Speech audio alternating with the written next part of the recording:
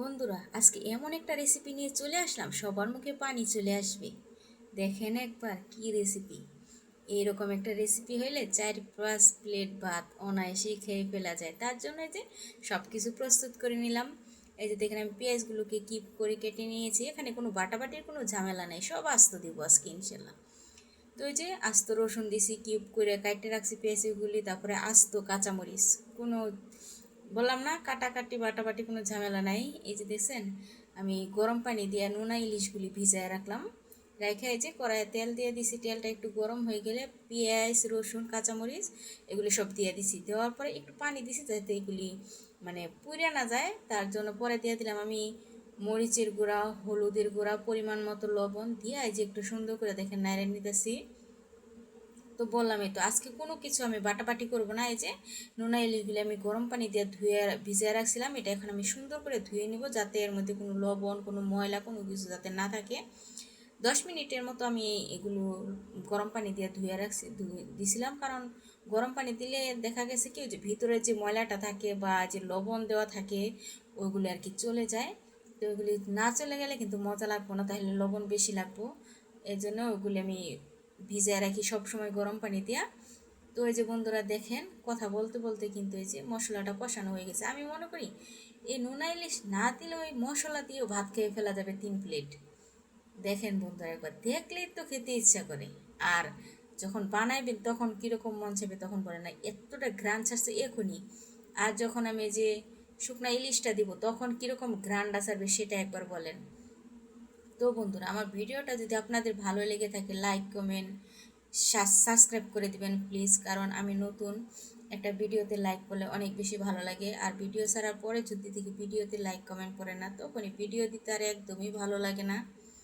আর আমার কথাতে যদি কোনো ভুল ভ্রান্তি হয়ে থাকে তাহলে ক্ষমার দৃষ্টিতে দেখবেন প্লিজ। এই তো আপনাদের সাথে কথা বলতে বলতে এখন এই যে মশলাটা কষানো শেষ। এখন আমি এই যে নোনা ইলিশগুলি দিয়ে দিলাম সুন্দর করে, দিয়ে এটাকে আমি একটু কষায় নিব ভালোভাবে। দেখেন এটা আবার এই নড়াচড়ার ভিতরে দেখবেন একদম আইলা গেছে গা, যেহেতু আমি গরম পানিতে ভিজাইছিলাম এটা অতি সহজেই দেখবেন আইলা দেবো গা। আর যদি গরম পানিতে না দোন তাহলে এটা সহজে গলতেছে না, এমন শক্ত শক্তই থেকে যায়। পরিমাণ মতো পানি দিব, মানে বেশি দিব না কমও দিব না, এটা তো মানে অর্ধেক সিদ্ধ হয়েই গেছে। এখন যেহেতু আমি নোনা ইলিশটা দিলাম ওটাকে আমি ভালোভাবে কষিয়ে নেব, এজন্য আমি পরিমাণ মতো পানি দিয়েছি। আর এই যে আস্ত আছে না এটা দেখবেন একটু পরে গলে গেছে, এটা গলে গিয়ে এটা স্বাদটা আরও দ্বিগুণ হয়ে যাবে, সব কিছু মশলার সাথে এটা মিশে যাবে। এজন্য দেখেন এটা আমি একটু ঢাকা দিছিলাম, বলক উঠে গেছে, দেখেন কালারটা অন্যরকম হয়ে গেছে। আর ঘ্রাণ কি বলবো সেটা কোনো বলার ভাষা নাই, এত ঘ্রাণ ছাড়ছে। আমার মনে হয় 2-3 বারই নিয়ে এই ঘ্রাণটা শোনা যাইতেছে, এত বেশি ঘ্রাণ ছাড়ছে। তো এই যে দেখেন কালারটা কি সুন্দর আসছে। আমি কিন্তু এখানে কোনো কালার ইফেক্ট কিছু ব্যবহার করি নাই, একদম অরিজিনাল কালার যেটা সেটাই এটা।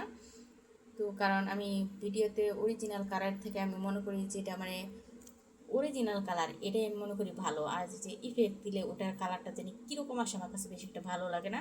তো এই যে এটা অরিজিনাল কালার এরকমই কালারটা দেখেন জাস্ট ওয়াও। দেখেন আমি একটু ডাইকে ডাইকে দিতেছি কারণ এটা যাতে একটু বেশি সিদ্ধ হয়, কারণ ধরার সাথে সাথে যাতে আইলা যায়, রসুনগুলি ধরার সাথে যদি আইলা যায় তাহলে ওইগুলি খাইতে বেশি মজা লাগে। তো এই যে দেখেন বন্ধুরা রসুন পেঁয়াজ কাঁচামরিচ সব কিছু কিন্তু একদম সিদ্ধ হয়ে গেছে সুন্দর, দেখলেই বুঝতে পারবেন। এই যে দেখেন একদম কষানো হচ্ছে, এত সুন্দর ঘ্রাণ ছাড়ছে কি বলবো বাসা নাই। পুরা ঘর আমার আজকে মোমো করতেছে। কার কার পছন্দ কমেন্টে কিন্তু বলে যাবেন, দাওয়াত দিব খেতে আসবেন, অনেক মজা। আপনারা এটা ফ্রিজেও রেখে দিতে পারবেন, 1 সপ্তাহখানি থাকবো একদম নর্মাল ফ্রিজে, কিচ্ছুই হবে না। গরম ভাতের সাথে প্রতিদিন বাইর করবেন আর খাইবেন, দারুণ মজা করে। আর যদি আপনারা যদি শুটকি না খাইতে চান তাহলে যে মশলাটা যেভাবে কষাইছি না এইভাবে কষায় আপনারা 1 সপ্তাহ ফ্রিজে রেখে খাইতে পারবেন, ওইটাও দুর্দান্ত মজা হয় খাইতে।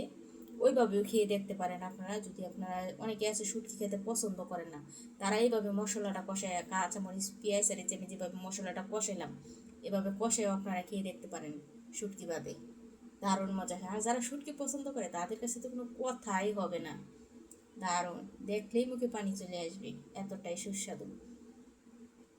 তো এই যে দেখেন তেল ছেড়ে দিছে কষাইতে কষাইতে, একদম মানে কোনো এটার মধ্যে কোনো পানি থাকবো না, তেল আর তেল দিয়ে যে কষানো হয় যে দেখছেন একদম তেলটা ছেড়ে দিছে, এরকম কষানো না হলে কিন্তু মজা লাগবে না। আপনারা অনেকে বানাইতে পারেন ঠিক আছে, কিন্তু এরকম কষানো যদি না হয় তাহলে কিন্তু এটার মজা আসবে না।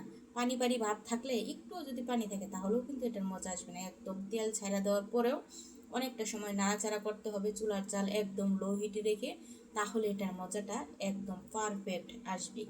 এক ফোঁটা পানিও যদি এর মধ্যে থাকে তখন কিন্তু এটার মজাটা ওরকম আসবে না। এই যে দেখেন বন্ধুরা, একদম এখানে কোনো পানির কোনো ছোঁয়া নাই, একদম তেলে যেরকম ভাজা হয় এরকম ভাজা ভাজা হয়েছে। দেখেন, দেখলেই বুঝতে পারবেন দারুণ মজা হয়েছে খেতে। একবার এভাবে হলেও খেয়ে দেখবেন, অসাধারণ দুর্দান্ত মজা হয় খেতে। আর আমার ভিডিওটা ভালো লাগলে সাবস্ক্রাইব করে পাশে থাকবেন।